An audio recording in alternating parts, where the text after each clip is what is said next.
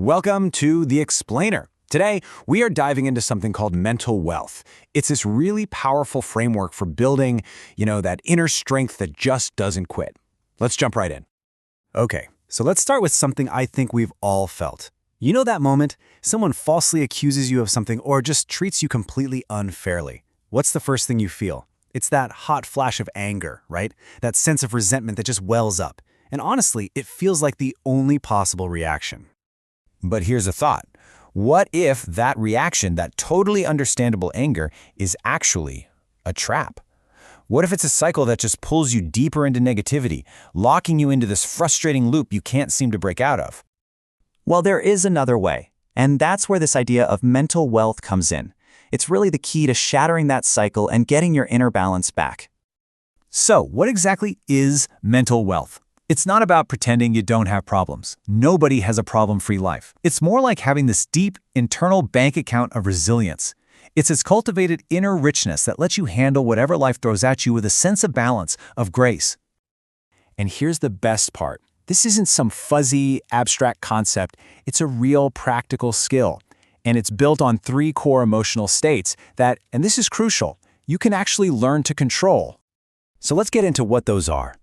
I want you to picture an inner control panel right inside your mind. And on this panel, there are 3 main switches. Each one controls a different state of being.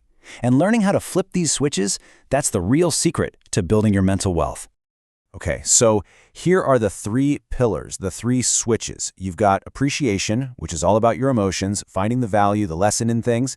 Then there's tolerance, which is about your nature, accepting people as they are without getting caught up in judging their actions. And the foundation for everything in your mind is peaceful joy. These 3 work together like a team, like a shield, to protect your inner world. And the whole point here is that you are in the driver's seat. You get to choose which switch to flip depending on the situation. Let's say you're in a really tough spot and finding appreciation feels impossible. Okay, fine, you can switch down to tolerance. And if even that's too much, you can always go back to your anchor, back to that state of peaceful joy. All right, so let's make this real. We're going to go back to that scenario from the beginning, that moment when you're treated unfairly. Let's walk through exactly how you'd use these 3 switches to completely change how you experience it. Okay, the very first thing you have to do is make this huge mental shift. You have to stop seeing the event as a personal attack from that person. Instead, try to see it as just the event, the consequence you had to face. The person who delivered it, they were almost incidental, just the messenger. The idea is, if it hadn't been them, that same lesson would have found its way to you through somebody else. Once you make that shift, it opens up this really clear 3-step response.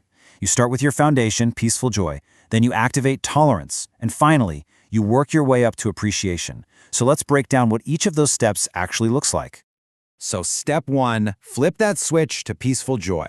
And let's be super clear, this is not about being happy that something bad happened. Not at all. It's about finding this deep, stabilizing calm. It's accepting what is for a moment, just so you can find your balance. And what this does instantly is it stops that negative spiral. It slams the brakes on resentment, so you don't keep attracting more of that same energy. All right, once you're calm, you move to step 2. You activate tolerance.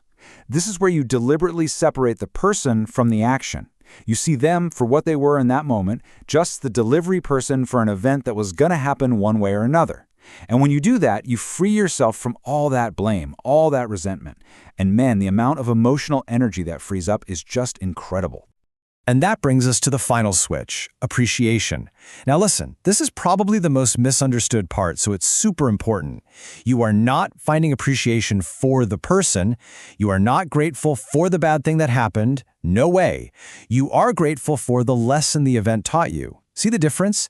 It's all about finding the hidden value, the silver lining in the experience itself. Okay, so this is where it gets really interesting. Because this whole process, this internal shift, it doesn't just stay inside you. The way you choose to respond has this surprising ripple effect. It doesn't just change you, it can actually change the person who treated you unfairly. Think about it like this. When you react with resentment, you're basically locking them and yourself into this negative loop. You force them to accumulate what you could call negative merit. But when you respond with mental wealth, with that balanced calm, you break the cycle. You actually give them an opportunity to gain positive merit. You create a space where maybe, just maybe, they can learn and grow from it too. So, by mastering your own inner state, you're not just a victim of circumstance anymore. You become a catalyst. You become this source of positive transformation, not just in your own life, but for the people around you. It's a huge shift in power.